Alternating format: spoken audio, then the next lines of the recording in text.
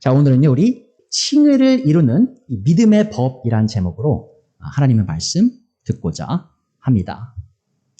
여러분, 미국에서 이민 생활하신 지 얼마나 되셨나요?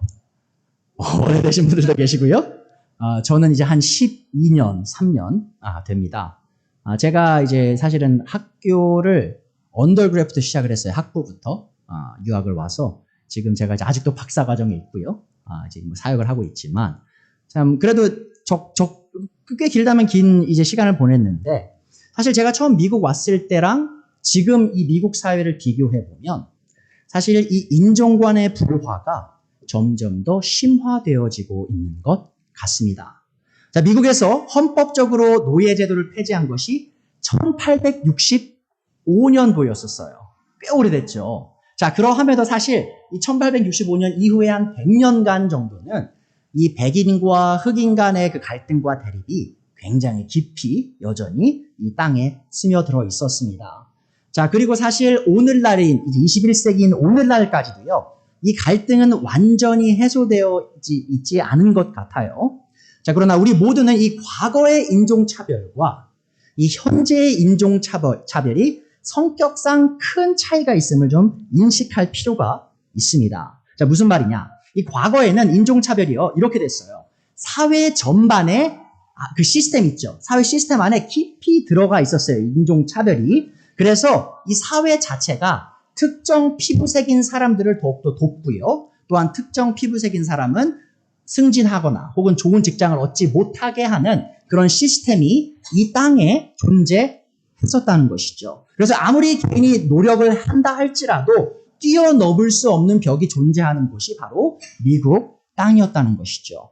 자, 그런데 오늘날의 이 인종차별은 사실 그런 종류의 인종차별은 아닙니다. 무슨 말이냐면 오늘날 더 이상 이 미국 사회 전반에 이 시스템 안에 이 인종차별이 깊이 들어가 있어서 법적으로 유색인종인 사람들이 특정한 직업을 갖지 못하거나 승진하지 못하는 일은 없다라는 것이죠. 자, 그래서 어떤 분들은 사실은 그래도 이렇게 얘기해요. 내 피부색 때문에 내가 이렇게 인생이 되었고, 뭐 내가 여자이기 때문에 뭐 유리천장이라고도 하죠. 여자이기 때문에 내가 승진을 못했고 이렇게 말씀하신 분들도 계시지만 사실 저는 그분들의 주장이 틀렸다는 것을 확신합니다. 자, 미국 사회 어디를 가든 여전히 인종차별을 하는 사람들이 존재하는 건 사실이에요. 제 말은 뭐냐면 인종차별주의자가 없다라는 말은 아니에요. 하지만 이 한 개인이 자신의 인종으로 인해 혹은 성별로 인해 성공을 하고 실패하는 시대는 이미 끝났습니다. 자, 우리가 사는 세상에는 백인이든 흑인이든 우리와 같은 아시아 황인이든 이 피부 색깔과 상관없이 그 누구든지 주어진 상황에서 열심히 노력하면 본인이 바라는 직장을 얻을 수 있고요. 지위를 얻을 수 있는 세상이 되었다는 것이죠. 여러분들이 저에게 반론을 제기하신다면 제가 이렇게 말씀드릴 수 있죠. 우리 대통령, 미국 대통령 두 번째 전에도 어떤 분이었죠? 아프리칸 아메리칸 오바마 대통령 흑인이셨죠. 또 지금 어떻습니까? 부통령 누구시죠? 카말라 해리스 그분도 유색인종이시고요. 그리고 우리가 매일매일 백악관에서 브리핑 나올 때 어떤 분이 브리핑 하시죠? 스포크스퍼슨? 메인 스포크스퍼슨이 대변인이 미국 헤이티 출신의 흑인 여성분이세요. 자, 그러니까 사실 뭐 우리가 피부색 때문에 혹은 내 뭐 성별 때문에 혹은 내가 성소수자이기 때문에 그런 차별을 받는 시대는 이제 끝났습니다. 자, 그러하기에 오늘 우리가 이해하는 이 인종차별은요, 조금 다른 형태의 인종차별임을 우리가 인식할 필요가 있다는 것이죠. 오늘날의 인종차별은 더 이상 백인이 유색인종에 가하는 일방적인 차별이 아닙니다. 자, 물론 유색인종을 증오하는 백인이 여전히 존재하는 건 사실이에요. 그렇게 많은 것 같진 않아요. 제가 이제 백인 친구들이 굉장히 많잖아요. 미국 교회에서 백인 위주의 교회에서 목회를 하고 있고 또 백인 친구가 많이 있는데 사실 저는 그런 경험을 많이 했어요. 예를 들면 이제 뭐 인종차별 이야기 뉴스가 나오면요, 백인 친구가 저한테 와가지고 미안하다고 하는 거예요, 괜히. 그래서 제가 아니 네가 뭘 미안하냐? 네가 잘못한 게 아닌데. 근데 그 정도로 백인 분들이요, 이걸 다 인식하고 있어요. 많은 대다수의 백인들이 인종차별은 나쁜 거야, 하면 안 돼라고 생각한다는 것이죠. 자, 그러함에도 실제로 백인들이 그 인종차별을 하는 분들은 계시지만 사실은 이게 인종차별이요, 백인만 저지를 수 있는 건 아님을 우리 모두가 기억해야 돼요. 자, 무슨 말이냐? 자, 흑인들이요, 자기의 피부색을 생각하면서 특정 피부색인 사람을 무시하고 멸시하면 그 흑인도 인종차별자가 될 수 있다라는 거예요. 자, 근데 우리 미국 사회에 그런 좀 분위기가 있어요. 뭐냐면 흑인은 절대로 인종차별자가 될 수 없다라는 그런 생각도 있고요. 소수 인종들은 인종차별자가 될 수 없다. 그런 생각을 하신 분들도 계세요. 근데 그렇지 않습니다. 우리가 특정한 사회에 있는 어떤 부류를 보면서 그들이 그 피부 색깔이기 때문에 혹은 그런 특정 계층이기 때문에 무시받아야 되고 멸시받아야 된다고 생각을 한다면 그 자체가 바로 인종차별임을 우리 모두는 기억해야 돼요. 마찬가지죠. 우리 아시아인들도 마찬가지입니다. 우리가 다른 특정 인종들을 보면서 저 사람은 피부색이 하얘니까 혹은 피부색이 좀 검으니까 무시받아야 되라고 생각한다면 우리도 인종차별자가 된다는 것이죠. 자, 물론 이러한 인종차별이 우리 사회에 존재한다는 사실은 참 안타까운 겁니다. 자, 우리 모두는 그러나 우리 모두는 기억해야 될 게 이거예요. 미국이란 사회가요, 인종차별의 문제를 겪고 있는 유일한 사회는 아니라는 거예요, 여러분. 사실 인종차별은요, 미국뿐만 아니라 전 세계 어느 나라에나 있는 문제이기도 합니다. 제가 좀 예를 들어 드릴게요. 한국 어떨까요? 한국은 인종차별 안 한 나라일까요? 물론 우리가 한 민족이라고 해서 다 비슷하게 생겼으니까 그동안 그런 일이 많이 드러나지는 않았지만, 사실 토니 형제님 아시죠? 지금 한국 계시지만 우리 형제님, 토니 형제님이 사실은 한국에서 그 학원을 잠깐 하셨었어요. 영어 학원을 가르치시기도 했고 학원도 하려고 준비를 하셨는데 저에게 그런 말씀 해주셨어요. 토니 형제님이 사실 동양인처럼 생겼잖아요. 거의 한국인처럼 생겼잖아요. 베트남 분이시지만. 자, 그래서 부모들이 별로 안 좋아했다는 거예요. 영어를 아무리 잘해도 백인이어야, 선생은 백인 선생이어야 영어 선생이다라는 그런 인식이 있었다는 것이죠. 또 어떤 특정 학원이나 학교에서는 흑인 영어 선생님은 잘 안 뽑는다는 거예요. 백인 사람만 뽑는다는 그런 이야기도 제가 들었습니다. 그리고 또 이제 동양인들은 이제 한국 분들 이제 미국 와가지고 갑질하거나 그런 일이 많이 없죠. 자, 그런데 동남아 가면 갑질 많이 하시죠. 자, 그게 다 인종차별하는 겁니다. 자, 그리고 일본인과 중국인을 일본인이기에 중국인이기에 무시하고 싫어하는 그런 생각들. 그게 뭘까요? 그게 인종차별이에요. 자, 그렇다면 그리스도인으로서 우리는 이 인종차별 문제를 어떻게 접근해야 할까요? 저는 이 인류 역사와 시작한 이 인종차별의 문제가 이 복음의 진리 안에서 완전히 해결될 수 있다라고 믿습니다. 그러니까 예전에 이제 한 2, 3년 전에 저기 난리 났었죠. 미국이 BLM 무브먼트라든지 경찰들을 습격하고 그런 일들이 있었잖아요. 차를 다 불태우고 그런 거 볼 때 제가 어떤 생각을 했냐면, 저 사람들이 복음이 필요하다. 그러면 이 차별 문제를 이겨낼 수 있을 텐데 그런 생각을 했었습니다. 자, 왜 그러면 이 복음이 인종차별 문제, 사람을 차별하는 문제의 그 해결책이 될 수 있을까? 자, 그것은 바로 이 복음의 진리 안에 모든 민족과 모든 인종이 평등한 존재로 하나님 앞에 설 수 있는 길이 있기 때문입니다. 자, 복음 안에서 그 누구도 잘난 민족이 없고요. 또한 못난 민족이 없음을 기억해 주세요. 자, 그래서 오늘의 말씀의 대지입니다. 이 칭의를 이루는 믿음의 법은 우리를 하나님 앞에서 겸손하게 하고 또한 서로를 차별 없이 사랑하도록 만듭니다. 자, 오늘 첫 번째 요지 말씀드릴게요. 칭의를 이루는 믿음의 법은 하나님 앞에서 그 누구도 자랑할 수 없게 만듭니다. 자, 로마서 3장 27절, 28절 읽어드리겠습니다. 그렇다면 사람이 자랑할 것이 어디 있습니까? 전혀 없습니다. 무슨 법으로 이렇게 됩니까? 행위의 법으로 됩니까? 아닙니다. 믿음의 법으로 됩니다. 이 사람이 율법의 행위와는 상관없이 믿음으로 의롭다고 인정을 받는다고 우리는 생각합니다. 자, 이 하나님의 의를 받는 것에 있어서 이 사람이 아무런 자랑할 거리가 없다는 바울의 주장은 우리가 이 지난 몇 주간 공부했던 이 로마서 3장 20절에서 26절의 내용의 논리적인 결론이기도 합니다. 자, 바울은요, 20절에서 이미 율법의 행위로는 하나님 앞에서 의롭다고 인정받을 사람이 아무도 없다라고 얘기를 했었어요. 자, 그리고 이 죄인을 의인으로 인정받게 하는 하나님의 의는 율법과는 상관없이 나타났다라고 21절에 말했고요. 또한 아무런 차별 없이 믿는 모든 사람에게 주어진다라고 22절에서 말을 했습니다. 자, 그러하기에 바울은 24절에서 예수님을 믿는 사람들이 하나님의 은혜로 값없이 의롭다는 선고를 받습니다라고 말할 수 있었던 거죠. 여러분, 은혜로 구원받는다는 게 뭐예요? 은혜로, 무료로, 값없이 선물로 내가 한 것 없지만 하나님께서 믿는 자에게 그 자신의 의를, 자신의 아들을 통한 하나님의 의를 선물로 주셔서 죄인인 우리가 하나님 앞에 이제 더 이상 우리 죄인의 모습으로 드러나지 아니하고 누구의 모습으로 드러나죠? 하나님의 아들인 예수님의 의가 우리 안에서 드러나서 하나님이 죄인인 우리를 더 이상 죄인으로 인정하지 않으시고 의인으로 인정하신다. 자, 그 일이 은혜로 주어진다는 것을 우리는 이미 배웠습니다. 자, 아무것도 한 것이 없이 은혜로 무료로 칭의를 얻는 사람들은 절대로 교만하게 자신의 구원에 대해 자랑할 수 없음을 기억해 주세요. 자, 그래서 이 칭의를 이루는 믿음은 교만을 용납하지 않습니다.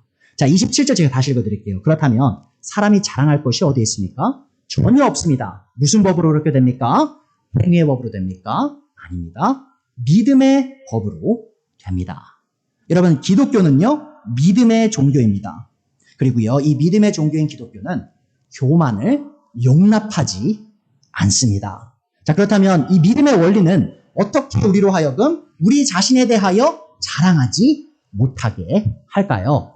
자, 그것은 바로 이 죄인이 의인으로 인정받는 것, 다시 말해, 이 죄인이 하나님의 자녀로 인정받는 시작 자체가 믿음으로 이루어지기 때문이에요. 자, 아무런 행한 것 없이 자신의 공로 없이 믿음으로 은혜로 구원에 이른 죄인이 자랑할 것이 무엇이 있을까요? 아무것도 없다라는 것이죠. 자, 이 진리가 많은 유대인들이 구원에 이르지 못한 근본적인 이유이기도 합니다. 자, 이 많은 유대인들은요, 자신의 할례를 자랑스럽게 여겼어요.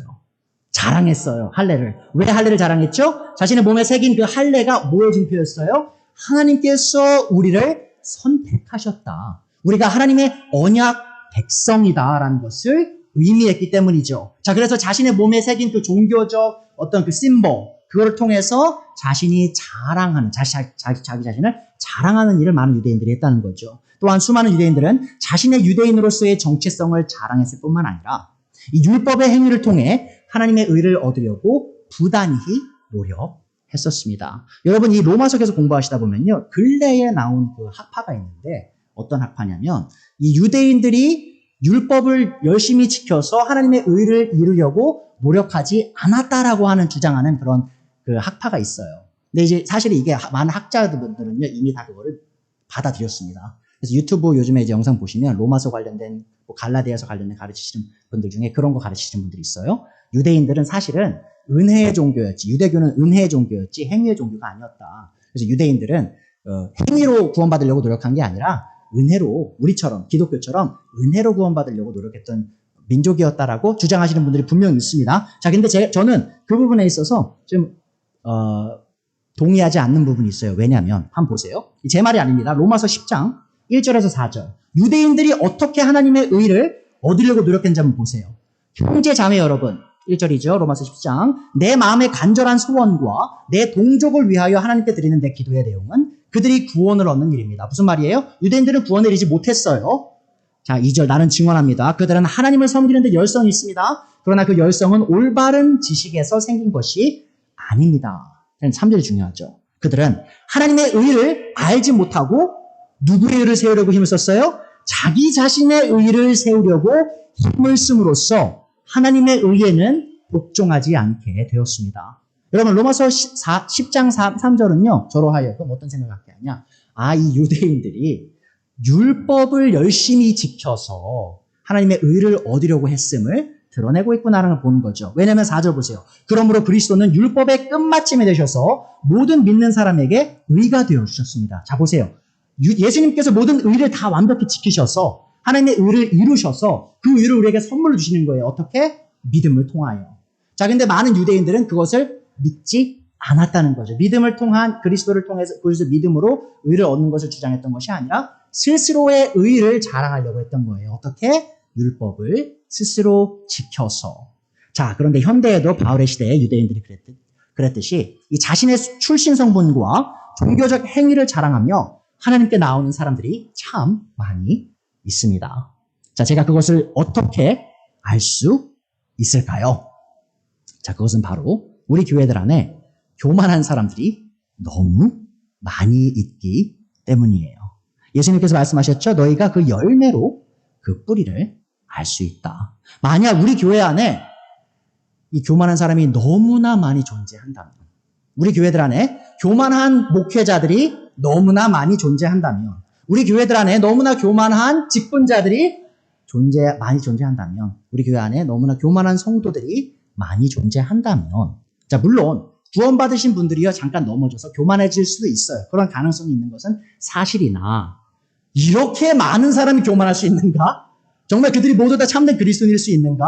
라고 질문한다면 저는 그렇지 않을 것이다라고 답을 할 수밖에 없다는 것이죠. 왜죠? 예수님께서 다시 말씀하셨어요. 너희가 그의 열매를 보고 그 뿌리를 안다. 만약에 우리의 삶에 교만이 가득 찬 삶을 우리가 살아가고 있다면 그 뿌리가 뭐라는 거예요? 믿음이 없다라는 것이죠. 왜죠? 이 믿음의 법은 자랑과 교만을 용납하지 않기 때문입니다. 자, 오늘의 본문에서 바울은 이 믿음의 법을 따라 예수님을 통해 하나님께 나오는 자들에게 자랑할 것이 어디에도 없다고 선포하고 있습니다. 만약 자신의 믿음을 자랑하고 자신의 봉사를 자랑하고 자신의 헌금을 자랑하고 자신의 헌신을 자랑하는 사람이 있다면 그 사람은 이 바울이 선포하는 복음의 진리와는 전혀 상관없는 길을 걷고 있는 것이죠. 자, 그래서 저는요, 이 교만한 분들을 볼 때 기도를 합니다. 그분들을 위하여. 그분들의 이름이 어쨌든 중요하지 않아요. 그분들이 아무리 유명한 목사라 할지라도, 아무리 유명한 교수라 할지라도, 아무리 성경을 잘 알고 있다 할지라도, 여러분, 바울이 누구보다 성경 잘 알았던 사람이에요. 자, 그 예수님 만나기 전에 어떤 사람이었어요? 구원을 안 받은 사람이었죠. 그거가 마찬가지인 거예요.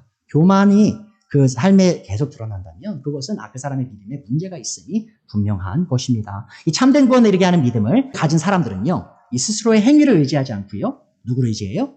예수님만을 의지하죠. 자, 그래서 칭의를 이루는 믿음은 자신의 행위를 의지하지 않고 예수님만을 의지합니다. 그러하기에 겸손한 거죠. 자, 28절 다시 말하죠. 사람이 율법의 행위와는 상관없이 믿음으로 의롭다고 인정을 받는다고 우리는 생각합니다. 바울사도께서 말씀하셨죠. 이 참된 믿음을 가진 사람은 자신의 행위를 통해 하나님께 인정받으려고 노력하지 않습니다. 그러니까 내 종교적인 행위를 하나님 앞에 가져가서 하나님 나 이렇게 했어요. 나 저렇게 했어요. 나 이쁘죠? 나 이뻐해, 나 인정해 주세요라고 하지 않는다는 거죠. 이 하나님께 의롭다고 인정받는 죄인들은 자신의 죄를 위하여 자신의 생명을 버리신 이 메시아이신 예수님을 의지하여 하나님 아버지께 나아갑니다. 이렇게 되는 거예요. 하나님 나 이렇게 잘했죠? 하나님 나 이런 디그리 땄어요. 나 지금 PhD 땄어요. 나 교수 됐어요. 나 목사 안수 받았어요. 뭐 장로 됐어요. 권사 됐어요. 이렇게 나 안수 집사예요. 이렇게 나가는 게 아니라 하나님 내가 목사라 할지라도 내가 교수라 할지라도 내가 아무리 큰 직분자라 할지라도 하나님 저는 죄인입니다. 저는 지옥에 갈 수밖에 없는 죄인입니다. 그러나 하나님의 아들이신 예수님께서 저를 대신해서 십자가에 돌아가셨기에 그분이 제 죄값에 해당하는 모든 그 형벌을 대신 당하셨기에 저는 부족하지만 제가 예수님을 의지해서 하나님 아버지께 나아갑니다. 그러하기에 저를 받아주세요라고 말을 한다는 것이죠. 이 바울은 다마스커스로 가는 길에서 예수님을 만났을 때 이 진리를 깨닫게 됩니다. 자, 바울은 예수님을 만나기 전까지 행위의 법을 통해 하나님께 나아가고자 누구보다 노력했었던 사람이었어요. 자, 그는 자신의 할례를 자랑하는 사람이었고요. 또 자신의 출신 성분을 자랑하는 사람이었고 또 자신의 종교적 전통을 자랑하던 사람이며 또한 자신의 율법의 행위를 자랑하던 사람이었습니다. 자, 그러나 그는 예수님의 부활과 통치를 경험하고 난 뒤에 이 율법의 행위와는 상관없이 이 믿음의 법으로만 죄인이 의인으로 인정받을 수 있다는 사실을 인지하게 돼요. 자, 그것이 바로 빌립보서 3장 4절부터 9절에 나옵니다. 자, 여기서 바울이 되게 sarcastic하게 얘기해요.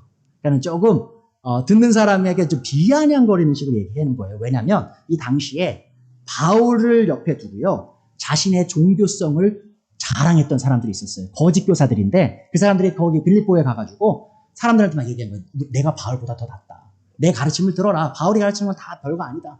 내가 더 위대한 선생이다. 이런 사람들이 있던 거예요. 자, 그런 사람들에서 얘기하는 겁니다. 하기야. 빌립보서 3장 4절이죠. 나는 육신에도 신뢰를 둘 만합니다. 자, 자기 자랑하는 거예요. 종교적인 자랑. 다른 어떤 사람이 육신에 신뢰를 둘 만한 것이 있다고 생각하면 나는 더욱 그러합니다. 왜죠? 5절. 나는 난지 8해 만에 할례를 받았고 이스라엘 민족 가운데서도 베냐민 지파요. 히브리 사람 가운데서도 히브리 사람이요. 율법으로는 바리새파 사람이요. 열성으로는 교회를 박해하는 사람이요. 율법의 의로는 흠잡을 데가 없는 사람이었습니다. 보세요. 종교적으로 따지면 바울을 이길 사람이 없었어요. 여러분 제가 좀 더 더해드리면 바울이 가말리엘의 수제자였습니다. 제자였어요. 자, 가말리엘이 그 당시에 어떤 사람이었냐? 그 당시에 그 유대교 안에서요. 가장 유명했던 랍비고요. 오늘날 유대교 있죠? 오늘날 유대교에서도 이 가말리엘이라는 사람이요. 가말리엘 the Great이라고 불러요. 가말리엘 the Great. 그래서 엄청나게 위대한 랍비였습니다. 그 사람의 제자였어요. 아마도 수제자였던 것 같아요. 바울이. 그런 아주 위대한 사람이었어요. 자, 그러나 7절. 나는 내게 이루었던 것은 무엇이든지 그리스도 때문에 해로운 것으로 여기게 되었습니다. 그뿐만 아니라 내 주 예수 그리스도를 아는 지식이 가장 고귀함으로 나는 그 밖의 모든 것을 해로 여깁니다. 나는 그리스도 때문에 모든 것을 잃었고 그 모든 것을 뭐로 여겨요? 오물로 여깁니다. 좀 천박하게 말씀드리면 똥으로 여깁니다라는 거예요. 똥으로. 나는 그리스도를 얻고 그리스도 안에 있는 사람으로 인정받으려고 합니다. 나는 율법에서 생기는 나 스스로 의의가 아니라 그리스도를 믿는 믿음으로 말미암아 오는 의, 곧 믿음에 근거하여 바로 믿음의 법으로 오는 하나님에게서 오는 의를 얻으려고 합니다. 보세요. 자기가 아무리 열심히 노력했던 그 종교적 열성들이 다 오물과 같이 되고 내가 하나님께 의를 받을 수 있는 길은 뭐라고요? 바로 그리스도를 믿는 것, 나를 위해 생명을 버리신 그리스도의 그 희생을 의지하는 것, 그 믿음의 법을 통해서만 하나님의 의를 얻어 의인으로 드러날 수 있음을 바울 사도가 발견하게 된 거죠. 바울은 믿음의 법을 통해 죄인이 행위가 아닌 믿음을 통해 구원에 이르게 됨을 배웠을 뿐만 아니라 하나님께서 유대인들만을 위한 하나님의 아니심을 또한 배우게 되었어요. 자, 그는 이 복음 안에서 전 인류를 차별 없이 사랑하시는 하나님을 발견하게 됩니다. 그러니까 여러분, 이 믿음의 법이 왜 중요하냐? 단순히 우리에게 행위 없이 받는 구원을 가르칠 뿐만 아니라 이 믿음의 법이 바로 하나님께서 차별 없이 전 민족을, 모든 나라 사람들을 사랑하시는 분임을 드러내기 때문이죠. 바로 오늘 두 번째 요지입니다. 칭의를 이루는 믿음의 법은 하나님께서 모든 민족의 하나님이심을 증명합니다. 자, 3장, 로마서 3장 29절이에요. 하나님은 유대 사람만의 하나님이십니까? 이방 사람의 하나님도 되시지 않습니까? 그렇습니다. 이방 사람의 하나님도 되십니다. 참으로 하나님은 오직 한 분뿐이십니다. 그러므로 하나님께서는 할례를 받은 사람도 믿음을 보시고 의롭다고 하시고 할례를 받지 않은 사람도 믿음을 보시고 의롭다고 하십니다. 자, 우리는 이 두 구절을 통해서요. 먼저 이 하나님께서는 이스라엘의 하나님이실 뿐만 아니라 모든 민족의 하나님이 되심을 배우게 됩니다. 자, 예수님을 만나기 전 바울을 포함한 대다수의 유대인들은요. 이 하나님께서 유대 사람만을 위한 하나님이라고 굳게 믿었어요. 그러니까 하나님이 이방인들은 증오하시고 유대인만 이뻐한다라고 생각했던 거죠. 자, 그러하였기에 그들은 이방인들을 차별하고 종종 멸시하기까지 했습니다. 자, 그런 유대인들에게 이 전 세계 사람들을 위해 생명을 버리신 메시아라는 이 예수의 존재는요, 뭔가 이치에 맞지 않는 이야기였어요. 왜죠? 예수라는 사람이 하나님이 보낸 메시아라고? 근데 그가 어떻게 전 세계 사람을 위해서 죽을 수 있지? 유대인들만을 위해서 죽어야지. 왜 전 세계 모든 사람을 위해 죽어? 라고 생각했다는 거죠. 이 구약 성경을 믿는 모든 유대인들은요, 메시아를 기다리고 있었어요. 자, 그러나 그들이 기다렸던 메시아는 전 세계를 위한 메시아가 아니었습니다. 바로 유대인들만을 위한 메시아였어요. 여러분, 유대인들이 어떻게 생각했는지 아십니까? 메시아가 오면 어떤 일이 일어날지? 그들은요, 이런 생각 안 했어요. 메시아가 오면 전 세계에 평화를 가져오고, 전 세계 사람들에게 사랑을 주겠지라는 생각 안 했습니다. 왜죠? 그들이 이렇게 생각했어요. 메시아가 오면 그가 왕으로 오는 거예요. 다윗의 씨로. 그래서 이 왕국을, 유다 왕국, 이스라엘 왕국을 다시 세워서, 그 당시 로마 제국이 통치하고 있었죠. 유대 땅을. 로마 제국을 다 몰아내고, 주위에 있는 모든 왕국을 다 패퇴시키고, 이 유대인들을 전 세계의 다른 왕국들 위에 높여서 왕과 같은 존재로 만들어줄 거야 라고 믿었던 거예요. 한번 생각해 보세요. 자, 그런데 그런 메시아를 기다렸던 사람들이 이 예수님이, 나사렛 예수라는 사람이 와서 왕으로서 통치하는 게 아니라 어떻게 죽었죠? 죄가 되셔서 전 세계의 죄의 형벌을 받으시고 돌아가셨다. 그게 하나님의 보내신 메시아다. 그것이 복음이다라고 했을 때 그 사람들이 그거를 바르게 쉽게 받아들였을까요? 받아들일 수 없었다는 것이죠. 이 많은 분들에게요, 이 많은 유대 민족들에게 이 전 세계 민족들을 위해서 돌아가신 메시아는 말도 안 되는 거였어요. 사실 많은 유대인들이 예수님의 복음을 배격한 주된 이유 중 하나는 바로 예수님의 복음이 너무 포용적이라는 거예요. 왜 유대인들만을 위한 게 아니라 전 세계 사람을 위한 거야? 말도 안 되라고 했던 거죠. 이 예수님의 십자가의 죽음은 단순히 이스라엘 민족만을 위한 희생이 아니었으며 전 인류를 위한 희생이었습니다. 자, 누구든지 그 사람의 출신 성분과는 상관없이 예수님의 복음을 믿는다면 모두가 하나님의 사랑의 대상이 될 수 있는 것이죠. 자, 이 말은 곧 하나님을 믿고 알고 섬기는 데 있어서 유대인들이 오랫동안 누렸던 특권 의식들이 사라져야만 함을 의미했어요. 여러분, 교회 다니시다가 내가 목사예요. 내 목사 자리 내려놓으래요. 내가 권사예요. 내가 장로예요. 집사예요. 그런 거 내려놓으래요. 그냥 평신도로 다시 돌아가래요. 자, 그러면 기분 어떠시겠어요? 나쁘죠. 근데 기분 나쁜 것 자체가 문제라는 거예요, 여러분. 제가 목사를 그만두면 그냥 평신도 되는 겁니다. 뭐 대단해요, 목사 자리가? 장로 자리가? 권사 자리가 뭐가 대단해요? 섬기기 위한 자리잖아요. 내가 거기서 더 이상 그 자리에서 섬길 수 없다면 그냥 평신도가 되는 게 당연한 거죠. 자, 그런 거예요. 유대인들이 기분 나빴던 거예요. 그동안 특권을 가졌죠? 사람들이 다 우러러 봤죠? 유대인이라고 하면 다들 우러러 봤어요. 대단한 사람들이구나. 할례, 언약의 증표가 있는 사람들이구나. 하지만 그런 것들이 다 사라져야만 함을 그리스도의 복음이 선포했던 것이고, 또 유대인들은 그것으로 인해 화가 났다라는 것이죠. 이 종교적 특권의식에 빠져있던 유대인들에게 이 예수님의 복음은요, 기쁜 소식이 아니에요. 바로 악몽과 같은 아주 나쁜 소식이라는 것이죠. 그래서 유대인들이요, 왜 바울 사도와 다른 사도들을 핍박했는지가 이유가 거기서 발견됩니다. 이 바울이 세 번째 선교 여행을 끝내고요, 예루살렘에 도착했을 때 이 바울은 유대인들에게 극심한 핍박을 받게 됩니다. 자, 흥미롭게도요, 여러분. 바울이 어디서 여행했죠? 그 1차, 2차, 3차 여행할 때 소아시아에서 처음에 여행하다가 이제 유럽으로 넘어가게 되잖아요. 유럽으로 넘어갔다 다시 돌아오죠. 자, 그런데 흥미롭게도요, 이 소아시아에서부터 바울을 예루살렘까지 따라온 유대인들이 있었어요. 왜? 바울을 사랑해서? 아니죠. 바울을 핍박하려고. 바울이 너무 싫어서 바울을 끝까지 따라간 거예요. 자, 그런데 어느 날 바울이 이 성전에 갔는데, 이제 예루살렘 온 지 일주일도 안 된 시점이었어요. 성전에 갔는데, 이 소아시아에서 바울을 따라온 유대인들이 이런 루머를 퍼뜨리기 시작해요. 바울이 이방인들을 성전 안으로 끌어들였다.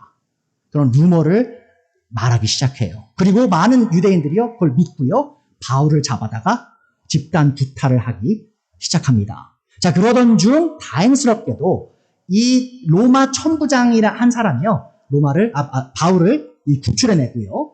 그리고 이 바울은 천부장의 도움으로 자신의 나라의 사람인 이 유대인들에게 히브리어로 얘기를 하기 시작해요. 그러니까 막 맞다가 그 천부장이 구해내서 죽다 살아난 거예요.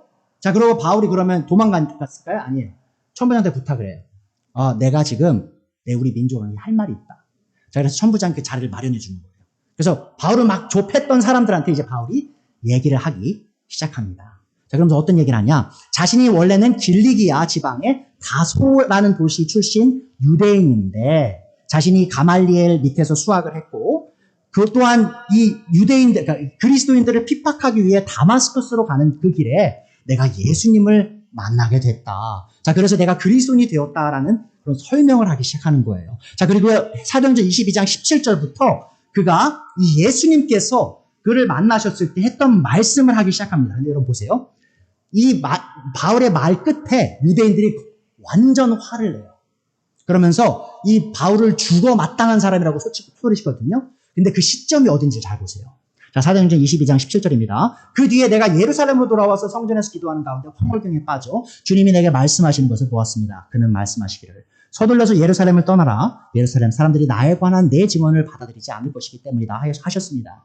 그래서 내가 말하였습니다. 주님, 내가 주님을 믿는 사람들을 가는 곳마다 회당에서 잡아가두고 때리고 하던 사실을 사람들이 잘 알고 있습니다. 그리고 주님의 증언자인 스데반이 피를 흘리고 죽임을 당할 때에 나도 곁에 서서 그 일에 찬동하면서 그를 죽이는 사람들의 옷을 지키고 있었습니다. 자, 보세요. 그때에 주님께서 말씀하시기를. 자, 지금 바울이 설명하는 거예요. 예수님이 하신 말씀을 유대인들에게. 가라. 내가 너를 멀리 이방 사람들에게로 보내겠다. 하셨습니다. 자, 그때 바울의 스피치가 끝나요. 왜냐하면 22절 보세요. 사람들이 바울의 말을 여기까지 듣고 있다가 지금까지 잘 들었어요. 바울이 예수님을 만나고 예수님의 부활을 경험하고 막 잘 듣다가 예수님께서 바울을 이방 민족에게 보냈다는 말을 듣자 이렇게 얘기하는 거예요. 이런 자는 없애버려라. 살려두면 안 된다 하고 소리 질렀다. 한번 시점을 보세요. 바울이 막 얘기하다가 이제 예수님 메시아가 나를 이방 사람들을 위해 보낸다. 메시아가 이방인을 위한 것이었다라고 말하기 시작하자 유대인들이 화가 머리 꼭대기까지 난 거예요. 자, 왜 이렇게 이방인들에 대해 그러면 유대인들에게 적대감을 갖고 있었을까요? 자, 그들이 유대인들에 대해 적대감을 품었던 이유는 그들이 구약 성경을 잘못 해석했기 때문이에요. 자, 물론 하나님께서는요, 이 구약 성경을 통해 유대인들이 이방인들과 구별될 삶을 살라고 명령하신 것은 분명합니다. 자, 그러나 그 말이 곧 하나님께서 이방인을 증오하시고 유대인만을 사랑하셨다는 의미는 아니라는 것을 기억해 주세요. 자, 구약 성경은 이미 오래전부터 이방인들을 향한 하나님의 관심과 사랑을 분명히 계시했습니다. 자, 그러나 유대인들은 그 사실을 간과한 채 자기 중심적으로 변하고요, 교만해지고요, 자랑하는 사람들이 됐던 거죠. 자, 여러분은 하나님께서 이스라엘 민족을 이집트에서 구출하신 이유가 이 단순히 이스라엘 민족만을 위한 것이 아니었음을 아십니까? 많은 분들이 이렇게 생각해요. 아, 이스라엘을 구출하셔서 그 노예 제도에서 힘들게 살고 있는 이스라엘을 구출하셔서 이스라엘에게 복 주시려고 그렇게 하신 거지라고만 생각하시는 분들도 있는데, 사실 여러분, 하나님께서 이스라엘을 이집트에서 구출하신 이유 중에 그러니까 여러 가지가 있었는데 그 중에 하나는 바로 이집트 사람들을 위한 것이기도 했었어요. 자, 그 부분을 보여드릴게요. 출애굽기 7장 1절에서 5절입니다. 자, 주님께서 모세에게 말씀하셨어요. 보아라, 나는 내가 바로에게 하나님처럼 되게 하고 너의 형 아론이 너의 대언자가 되게 하겠다. 너는 내가 너에게 명한 것을 너의 형 아론에게 말하여주고 아론이 그것을 바로에게 말하여 이스라엘 자손을 그 땅에서 내보내달라고 하여라. 자, 출애굽에 대한 얘기죠. 그러나 나는 바로가 고집을 부리게 하여 놓고서 이집트 땅에서 표징과 이적을 많이 행하겠다. 바로가 너희의 말을 듣지 않을 때에 나는 손을 들어 큰 재앙으로 이집트를 치고 나의 군대요 나의 백성인 이스라엘 자손을 이집트 땅에서 인도하여 내겠다. 자, 내가 손을 들어 이집트를 치고 그들 가운데서 이스라엘 자손을 이끌어낼 때에 이유가 나와요. 이집트 사람들은 그냥 단순히 이스라엘 사람이 아니에요. 이집트 사람들은 내가 주님임을 알게 될 것이다. 여러분 잘 생각해 보세요. 하나님께서 10가지 재앙을 이집트 땅에 하나하나 보내실 때 뭘 하고 계셨는지 아세요, 여러분? 그 하나하나의 10가지 재앙이 있죠. 나일강이 피로 변했는데 그럼 왜 대체 나일강일까요? 자, 이집트 사람들은 나일강을 신으로 섬겼습니다. 왜 개구리였을까요? 개구리를 섬겼으니까요. 왜 이를 심판하셨을까요? 이로 심판하셨을까요? 이가 또 그 사람들이 섬겼던 신들 중에 하나였으니까요. 그 다음에 파리가 있었죠. 왜? 파리도 섬겼거든요. 그 모든 것들이요, 사실 그 이집트 땅에서 이집트 사람들이 섬기던 왕들을 향한 심판이었던 거예요. 자, 그럼 한번 생각해 보세요, 여러분. 내가 지금 이 신들을 섬기는 이집트 사람이에요. 자, 근데 이 유대인들의 왕, 이스라엘의 왕, 야훼라는 신이 와가지고 내 신들을 하나하나 심판하는 거예요. 그러니까 내 신들보다 더 강한 신이 온 거예요. 자, 그럼 여러분 어떻게 하시겠어요? 어떤 신을 섬기시겠어요? 더 강한 신을 섬기죠. 자, 그것을 위하여 하나님께서 이집트에 10가지 재앙을 내리시기도 한 거예요. 그래서 이집트 사람들이 참된 신이 누군지, 그 유일한 신, 그 유일신이 누군지 알게 하시고자. 자, 그럼 놀랍게도요, 실제로 이집트에서 이제 이스라엘 민족이 탈출할 때 많은 이집트 사람들과 또한 이집트에 살던 다른 민족들이요, 이스라엘 민족과 함께 이집트를 탈출합니다. 자, 그것이 출애굽기 12장 37절 38절에 나오죠. 마침내 이스라엘 자손이 라암셋을 떠나서 숫곳에 갔는데 딸린 아이들 외에 장정만 해도 60만 가량이 되었다. 그 밖에도 다른 여러 민족들이 많이 그들을 따라 나섰고 양과 소 등 수많은 짐승떼가 그들을 따랐다. 여러분 보세요. 하나님께서 단순히 이스라엘 민족만을 위해 출애굽을 하신 게 아니에요. 그 땅에, 이집트 땅에 하나님을 두려워하고 하나님을 믿을 사람들, 이집트 사람들과 다른 민족 사람들을 불러 모으셔서 이스라엘 민족에 들어오게 하여서 하나님의 백성이 되도록 될 수 있는 그런 기회를 주신 것이란 거죠. 이게 뭘 의미합니까? 하나님께서 그 출애굽 당시에도 이방인들을 사랑하셨음을 보여준 거예요. 자, 그리고요, 이 모세 율법 안에 이미 이방인들을 향한 하나님의 사랑이 드러납니다. 자, 출애굽기 23장 9절이에요. 너희는 너희에게 몸붙여 사는 나그네를 억압해서는 안 된다. 너희도 이집트 땅에서 나그네로 몸붙여 살았으니 나그네의 서러움을 잘 알 것이다. 나그네라는 것은요, 유대인이 아닌 사람을 얘기하는 겁니다. 이방인이죠. 레위기 19장 3절 또 나와요. 너희와 함께 사는 그 외국인 나그네를 너희의 본토인처럼 여기고 그를 너희의 몸과 같이 사랑하여라. 여러분, 너무 놀라운 명령이거든요. 유대인들은 유대인만 사랑해야 된다고 생각했어요. 근데 그 외국인을 너의 몸처럼 사랑하라고 하시죠? 너희도 이집트 땅에 살 때에는 외국인 나그네 신세였다. 내가 주 너희의 하나님이다. 보세요. 하나님께서 이스라엘 민족을 선택하신 목적은 그들이 하나님의 사랑을 독차지하면서 교만하게 행동하기 위함이 아니었음을 기억해 주세요. 되려 하나님께서 그들을 선택하신 이유는 바로 그들을 통해 많은 민족들, 이방 민족들이 하나님을 알고 하나님의 백성이 되길 바라셨기 때문이에요. 자, 그것이 바로 이사야서 49장입니다. 3절, 6절에 보면요, 하나님께서 이스라엘 민족을 택하신 이유를 말씀하세요. 주님께서 내게 말씀하셨습니다. 이스라엘아, 너는 내 종이다. 내가 내 영광을 나타낼 것이다. 자, 그럼 하나님의 영광을 왜 나타내야 될까요? 이스라엘이 6절, 주님께서 이렇게 말씀하신다. 내가 내 종이 되어서 야곱의 지파들을 일으키고 이스라엘 가운데 살아남은 자들을 돌아오게 하는 것은 내게 오히려 가벼운 일이다. 땅끝까지 나의 구원이 미치게 하려고 내가 너를 뭇 민족의 빛으로 삼았다. 자, 땅끝까지 뭐가 미치게 하려고요? 구원이 미치게 하려고. 여러분 보세요. 이거 지금 우리 지금 신약 성경 읽는 거 아닙니다. 구약 성경이에요. 구약 성경에 하나님께서 이미 이방 민족을 위한 구원의 길을 마련하셨는데 누구를 통해서 하길 바랐던 거예요? 바로 유대인들.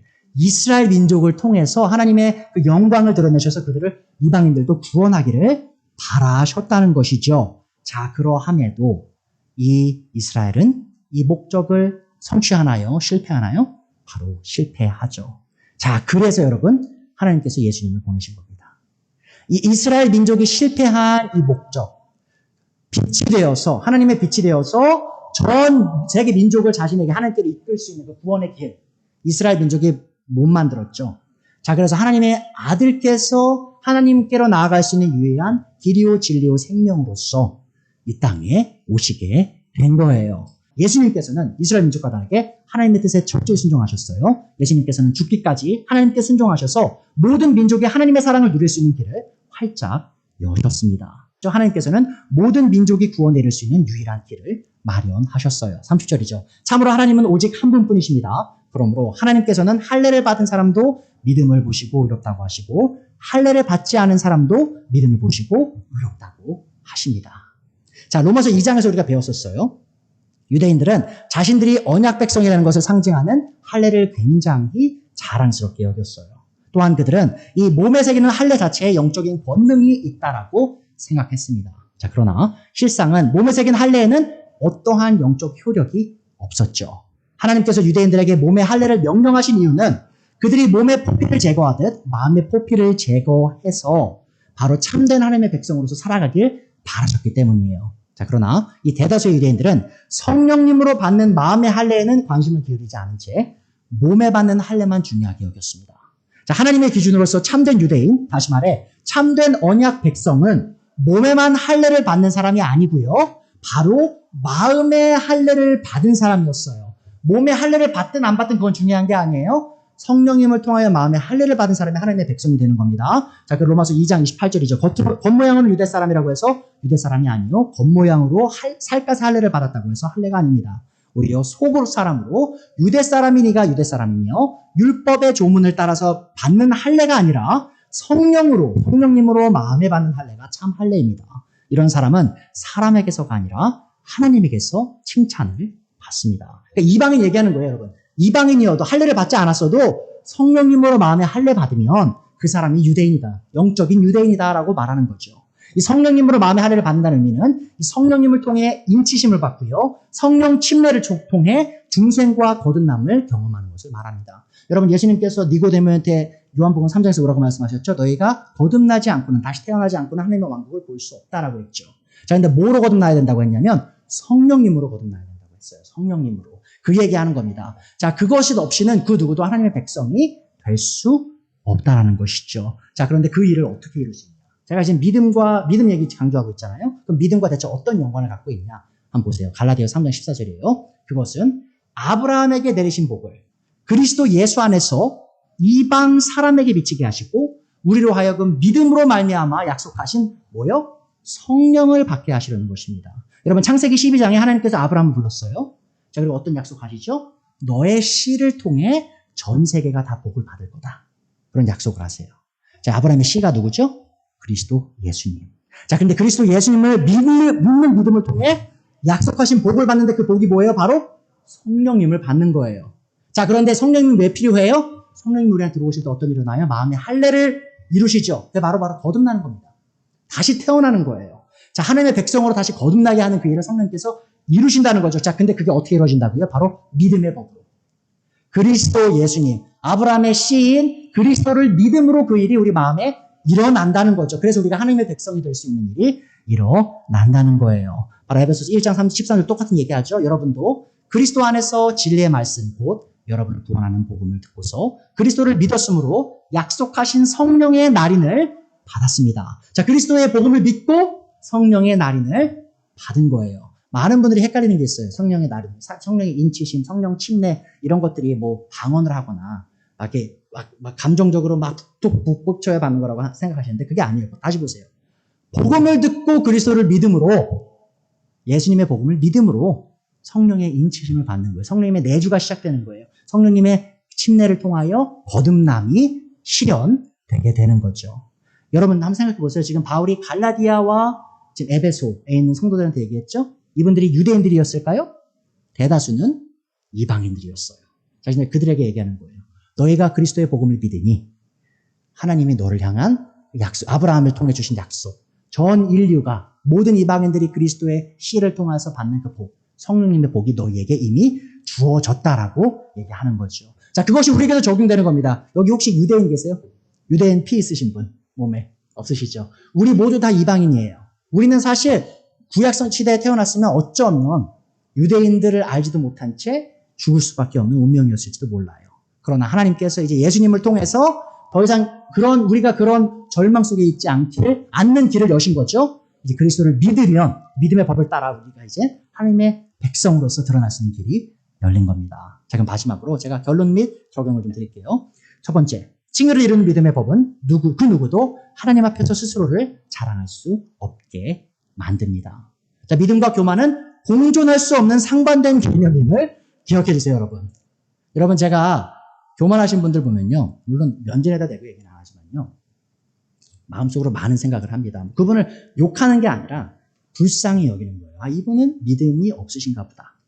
그러니 저렇게 교만하게 생각하시고 행동하시고 말씀하시지. 왜냐하면 성경이 이렇게 말하기 때문이에요. 바울이 뭐라고 얘기했죠? 믿음 있는 곳에 자랑이 없다고 했잖아요. 자, 근데 우리 교회 안에 자랑하는 사람이 그렇게 많다면 우리 교회에 그 교만한 사람, 자기의 길을 having his own way, 영어로 이렇게 표현하죠. 자기의 멋대로, 자기 뜻대로 모든 게 이루어지는 것처럼 행동한다면, 목사도 포함이에요, 여러분. 이 교회가 제 목사지만 제 마음대로 뭔가를 결정하는 게 아니거든요.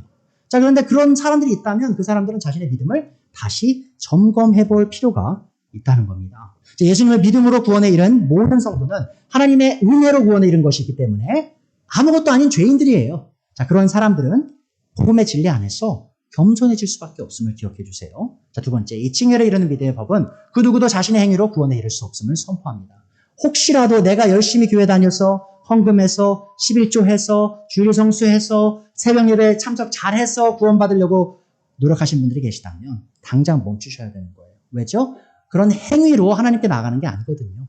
내 행위가 아니라 그리스도 예수님을 의지함으로 그분이 내 죄를 다 해결하셨고 그분의 의가 내게 주어지는 것이 믿음의 법이기 때문에 그분을 의지해야 함을 또한 그것이 구원을 이름을 기억해 주세요. 세 번째로요. 이 칭의를 이루는 믿음의 법은 하나님께서 모든 민족을 차별 없이 사랑하심을 드러냅니다. 여러분 생각해 보세요. 하나님이 여러분을 사랑하는 만큼 일본 분들을 사랑해요. 중국 분들을 사랑해요. 미국 분들을 사랑해요. 유대인들을 사랑해요. 자, 그럼 우리가 이 진리를 어떻게 적용할 수 있을까요? 하나님께서 그들을 사랑하신 것처럼 우리가 그들을 사랑하면 되는 겁니다. 자, 하나님께서 그들을 어떻게 사랑하셨죠? 자신의 아들을 내어주기까지 사랑하셨죠? 무슨 말이냐? 우리가 그들을 우리의 삶을 바쳐서 사랑해야 한다는 겁니다. 여러분, 우리 교회가 캐리 사랑교회고 한인교회죠. 우리 교회가 왜 한인교회죠? 한국인만 와야 돼서 한인교회인가요? 아니죠. 이미 그 룰은 없죠. 우리 교회. 왜죠? 베트남 형제님이 계시고요. 또 중국 두 아이들이 저희 매주 와가지고 성경을 배우잖아요. 자, 근데 저희 교회가 한인교회는 이유는요.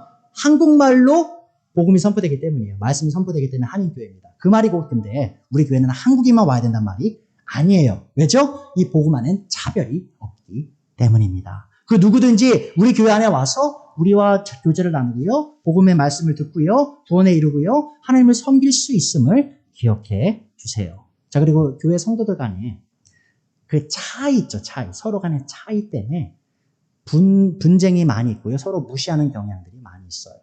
제가 이제 너무 안타까운 것은 뭐냐면 최근에 지난 수년간 이 정치적 문제 때문에요. 이 교회가 많이 분열이 있었습니다. 내가 우파냐 좌파냐. 자, 그런 것 때문에요. 많이 다투세요. 자, 그런데 물론 개인적으로 자신의 정치색을 갖는 것은 아무 문제가 없습니다. 가지세요. 여러분. 정치색을 가지세요. 여러분의 줏대가 있으셔야 됩니다. 자, 그런데 생각해 보세요, 여러분. 하나님의 왕국이 우리의 정치 색깔에 좌지우지 될 수 있을까요? 우리나라 정치 체계, 미국의 정치 체계, 한국의 정치 체계가 하나님의 왕국을 좌지우지 할 수 있을까요? 아니에요. 하나님의 왕국은요, 훨씬 높은 개념입니다. 자, 그럼 잘 생각해 보세요, 여러분. 우파이신 분들이 착각하는 게 있는데, 우파이신 분들은 좌파이신 분들을 무슨 늑대인 것처럼, 이렇게 저주받아서 지옥 가야 될 사람처럼 얘기하는데, 잘 생각해 보세요, 여러분. 그리스도께서 좌파분들을 위해 안 돌아가셨나요? 돌아가셨죠. 만약에 좌파분들이 틀렸다면, 그분들을 위해 기도해야죠. 그들을 불쌍히 여겨야죠. 사랑을 보여줘야죠. 인내를 보여줘야죠. 근데 여러분이 우파분만의 문제가 아니에요. 저는 좌파분들 중에도 많이 봤습니다. 우파이신 분들 굉장히 무시해요. 한 좌파 교수님이 계신데, 신학 교수님이신데, 그분은 자기가 되게 쿨하다고 생각하시는 것 같아요. 근데 얘기를 들어보면요, 막 욕을 해요, 우파분들. 쌍욕을 막 하면서, 좌파이신 분들도 그렇게 해요. 우파이신 분들 생각하면. 그러니까 그게 뭐냐는 거죠. 잘못된 모습이라는 거죠, 여러분. 하나님께서 모두를 위해 돌아가셨다면, 그리스도께서 모두를 위해 돌아가셨다면, 우리가 그들을 불쌍히 여기고, 그들을 위해 기도하고, 이런 차이로 인해서 교회 안에 분쟁과 그런 분열이 없도록 노력해야 함을 우리가 기억해 주셨으면 좋겠습니다. 올해 계급이나 돈의 차이나 교육의 차이, 그 모든 것들 다 의미 없어요, 여러분. 다 의미 없습니다. 우리는 다 동등한 죄인들이에요. 뭐가 잘났냐는 거죠. 겸손하게 서로를 대하는 것이 바로 모두를 위해 생명을 버리신 예수님의 복음을 우리 삶에 적용하는 것임을 기억해 주세요. 자, 마지막으로요. 칭의를 이루는 이 믿음의 법은 뭐죠? 모든 사람을 위해 주어진 진리입니다. 자, 그럼 우리가 어떻게 해야 될까요? 모든 사람에게 복음을 전해야 합니다. 제가 미국에 처음 왔을 때 이런 생각을 왔어요. 미국 사람들은 내가 복음 전할 필요 없을 거야 라고 생각하고 왔어요. 왜죠? 미국은 크리스천 국가니까, 기독교 국가니까. 자, 근데 제가 미국에 오고 나서 알게 됐습니다. 그게 아니구나. 교회에 다니는 많은 분들도 복음을 모르는구나. 자, 그래서 제가 주님께 서원한 게 있습니다. 제가 전에 한 말씀드렸는지 모르겠는데, 제가 서원을 잘 안 해요. 왜냐면 이게 굉장히 무거운 거거든요, 서원은. 제가 서원한 게 뭐냐면, 하나님, 제가 영어를 잘 할 수 있게 해주시면, 이 사람들이 복음이 필요하니까, 제가 복음을 열심히 전하겠습니다. 그래서 하나님께서 제 기도를 응답하셨어요. 제가 영어로 설교할 수 있는 능력을 주셨어요. 자, 그래서 감사하게도 제가 미국 교회에서 지금 부목사로 있으면서 미국 분들에게 복음을 전하고 섬기고 있죠. 자, 그런 겁니다, 여러분. 이 복음을 전하는 게 너무 중요한 거예요. 그게 한국말이든 미국말이든 중국말이든 베트남말이든 그 어느 나라 말이든 우리가 복음을 전해야 된다는 겁니다. 왜죠? 그리스도께서 모든 민족을 위해 돌아가셨기 때문입니다. 자, 오늘 말씀에 대지 들으시고 말씀 마치도록 하죠. 칭의를 이루는 믿음의 법은 우리를 하나님 앞에서 겸손하게 하고 서로를 차별 없이 사랑하도록 합니다.